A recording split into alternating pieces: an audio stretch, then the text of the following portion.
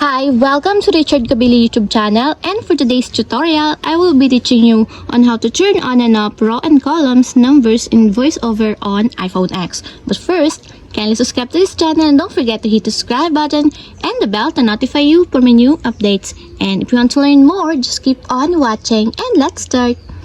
Using your iPhone X, from your home screen first, go to Settings. Then in the Settings, scroll down and find the Accessibility, then tap.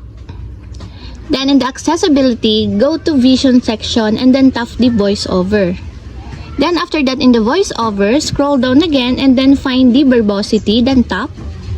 Then in the Verbosity section, scroll down again and then go to Table Output section and then find the row and column numbers, and as you will see, there's a switch button located on the side of it. Then all you have to do is just tap it to enable until it becomes green.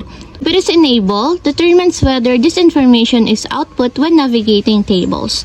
And if you want to disable or turn off, just tap again the switch button. And that's it. We have successfully turned on and off row and columns numbers in VoiceOver on iPhone X. If you have a question, kindly comment down below and don't forget to hit the subscribe button and the bell to notify you for the new updates. And thank you for watching!